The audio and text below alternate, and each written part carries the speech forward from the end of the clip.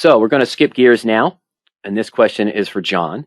And John says, married puts, why does the search on married puts show only expiring out 8 to 10 months? Is nothing close to recommended? John, no, it's not.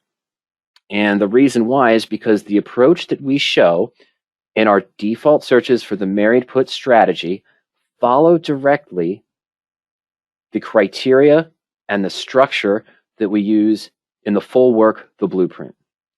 The idea being that the options that are at least 150 days out in time, for the radioactive default sorted by earnings per share growth, 90 to 95%, I should say 95% really, of all the trades that Ernie and I post in the Fusion subscription at RadioActiveTrading.com come directly from this search. Occasionally, I might enter something near a market if I feel we've entered a market bottom on something I feel that's stable in a dividend-paying stock that's going to recover, and I'm usually out a year, if not more, on that put option. And that might be something such as Kraft, Johnson & Johnson, Disney, something that is, a company that we know is not going to go bankrupt, that is going to recover, although it's going to be slow and the dividend will help. Those are the only times I don't take a married put directly from this screen. Why are we going 150 days to 900 days out in time as the default search? Why is that the preferred one? Because that's the time frame that goes along with the 3 core principles, John, of the preferred married put approach. Number 1, forcing an ideal size trade. Yeah, well, I can go shorter term and get the single digits, 4, 5, 6, 7% risk that I want. I know that. So forcing an ideal size trade, that would work for both. What's called the ATM bell curve. Okay, and what that means is that when we buy a put, this also answers the reason why are we buying an in the money put? Why am I seeing Cactus here, 49.48, and buying a 55 put? Should I be buying a 40 put that's only $2 or $3? Well, no, because that risk is going to be up to 15, 17, 20%. Because even though I only paid $3, the insurance doesn't kick in until the stock hits to 40. Yes, the put will go up in price, but I'm giving up $9.48 of intrinsic value on the stock. So technically, I've got 12 points at risk. Here, I've only got 5. Okay, so the ATM bell curve naturally states that we want to be selling at the money at the peak of the highest time value. You look at any option chain, and the at the money option has the highest time value. That's what we want to be selling into. We want to be buying in the money and out of the money. But because I also want to control risk, that takes away the out of the money put. I want the single digits. 3 is the time decay curve. And what the time decay curve shows is that I'm buying 180 days out, 150 days out. Here's probably 120. Here we're at 90. Here we're at 60. Here we're at 30. So when I buy in this range, which is preferred, even if the stock doesn't move, and even if the stock does move slightly up and down in normal market conditions, I'm seeing a much lower time decay in those first 90 to 60 days. If I buy a 90-day out option just 3 months away, I start to see the time decay kick in more rapidly. I have to be more active and try to be forcing income against it to cover the time decay I'm losing on the position if the stock's not moving in the direction I initially thought. And if I only buy 30 days out, well, you know what happens then. I've only got 20 to 30 days to get enough income to cover the time value decay I'm going to realize see happening, John. This is the preferred structure as discussed in the blueprint. These are the exact criteria that we use that reinforce the 3 core principles of radioactive trading and really any trading. If I want shorter term income, yeah, I'm selling 14 days out in time, maybe 5 days out in time. Bull put credit spreads, things of that nature.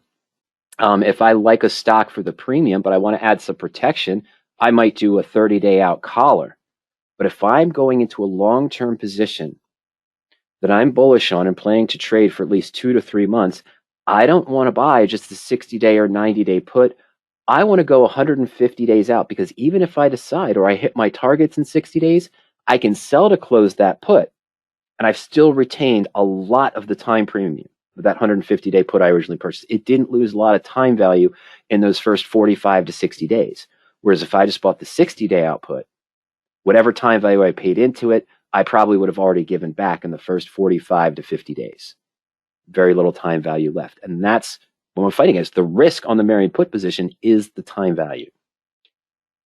That being said, if your goal is to do shorter term, John, not preferred, not what we suggest or advise.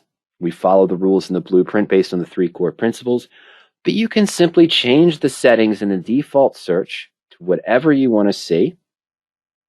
And if if you go shorter term, I'd also remove that risk of 3.5 and maybe put this only as high as 6 or maybe only as high as 5.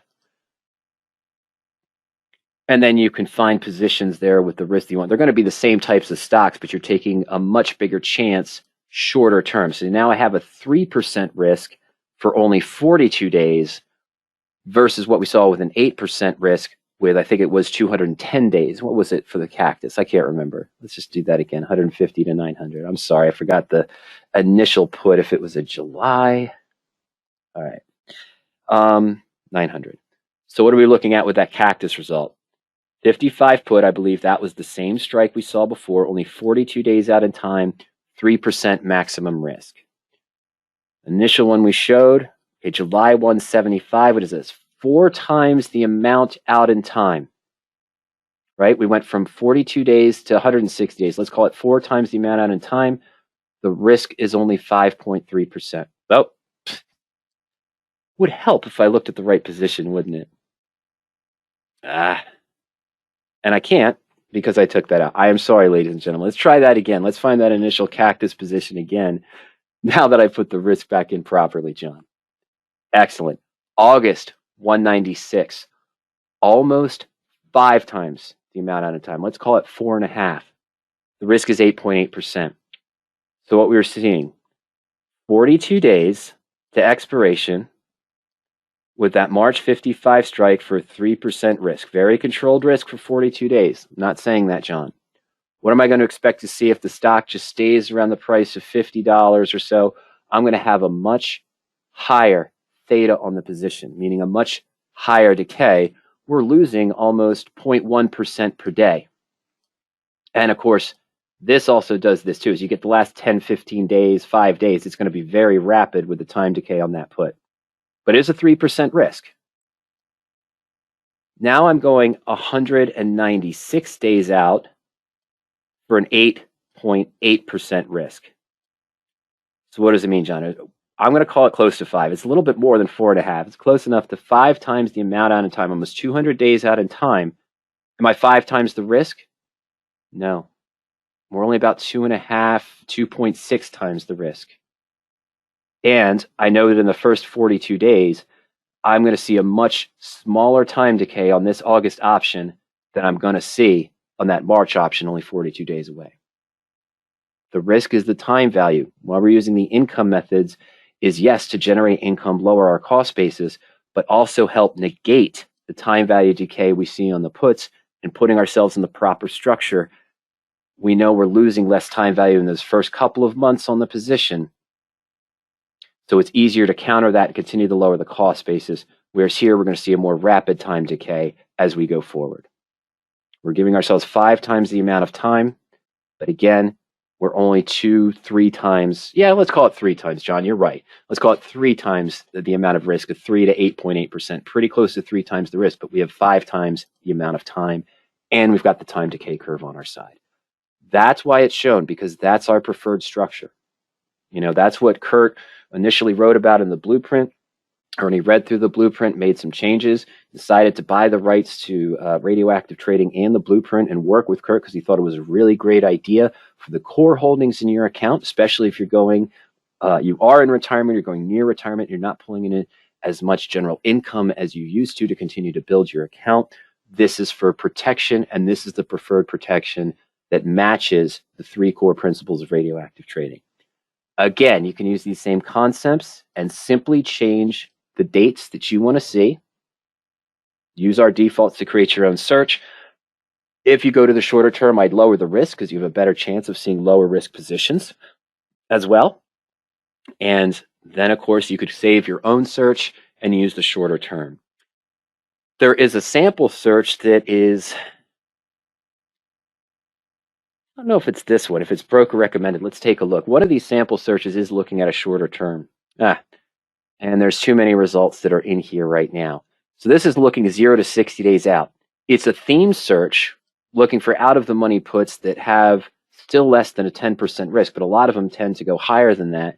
You know, if I go a couple strikes out of the money, even out 60 days in time, again, as I mentioned, the stock has to fall before the insurance kicks in. So you're still paying a time value, but your risk is, the worst case scenario risk is the difference of the stock to the put strike price plus the time value. So it's usually higher than going with the in the money put 1 or 2 strikes, 2 or 3 strikes in the money on the positions. But those are other searches, these sample searches that you might use for themed searches, or you could just go into our defaults and change the time frame that you want. Again, I've already answered why we're doing it this way, why we prefer it this way, and why we don't have a default search that's just looking 20, 30 to 60 days out in time. All right, so John, I hope that answers your question. And remember, of course, the full criteria, full approach, and full insight into the radioactive techniques that we use is in the blueprint there, all 12 income methods plus that proper structure. That's in the blueprint, of course. You can check that out at any time. It's all electronic. We don't send out the hard copies anymore. So if you do pick up the blueprint, you'll have instant access to it as well. Okay? All right. So John, you're welcome. And of course, you remember, we can adjust those. You can adjust the criteria any way you want, but that's why we have those defaults set there as well. Regarding the married puts that we were talking about, radioactive, Gary says, can you use radioactive trading for stocks you wish to hold long term? For example, when would you roll the put out in time? There is a full chapter in the blueprint that talks about exiting the RPM strategy or choosing to stay in it. I talked earlier, and I'm going to include this brief discussion, Gary, with the discussion we had for John. I'm going to add this into that discussion we had there. Where's my January? Do I got a January? I do. Citizens Financial, 5405, January 57.5 put, 350 days out in time, a high risk of 9.4%. What I want to do is go to calculators, and I want to go to Black-Scholes. This is a standard Black-Scholes calculator, but what you're seeing here is the time decay expectancy curve on this position. And this is similar to what this actual trade is, what we'd expect to see the time value being. So from the first month, if the stock stays exactly the same and volatility remains the same, the price here that we're seeing in time decay is only dropping down about 30 to 45 cents. And the next month is dropping another maybe 50 cents. And then the next month here, we dropped about 60 cents or so. So that's, we're already out 3 months in time to May 1st. Okay, and we've given up really only about $1. I'm sorry, that's more than $1, isn't it? This would be about $8.40, so we're here about 7. Yeah, so it's about $1 that we'd give up in 3 months, about 30 cents per day. We get towards the end here, we get to October, which is what? Roughly about 75, 80 days away, 90 days away to expiration. But in that next 30-day cycle, we're going down from about, let's call it 575 roughly, to close to about $5, so 75 cents. It's increasing quickly. But then the next month, I drop down to 450 here. And the next month here, those last sort of 30 days from December to January, the expiration here, but for that month here, we're going from 450 down to about a whole dollar, about 360 or so. Came to 90 cents, close to $1. Where am I going with this? What we typically look to do, knowing that a more pronounced bell curve, 60 days here, and this little bit more rapid fall off, this would be about 15, and this is about 30, let's say. What we typically do is if we're with 2 months to expiration of the put, we'll look to close that, Gary, and roll it if we want to continue to do this long term. If I would have put a position out every 12 to 15 months, when I get to that November expiration or mid-October expiration, I'm going to look to maybe close that put when I get within 60 days so I don't start losing the last remaining time value I have on the put, and to use that little premium I got back to roll out further in time. Because remember, the option that's 12 times the amount out in time is not 12 times the cost. Is it going to be adding to the risk on the position if I haven't completely bulletproofed the position to maybe a 6 or 7% locked in profit at this time? Yes, you might see your risk increase. but we're giving ourselves another 15 months to continue the trade with an increase of probably only 4, 5, or 6% from where we were currently on the position.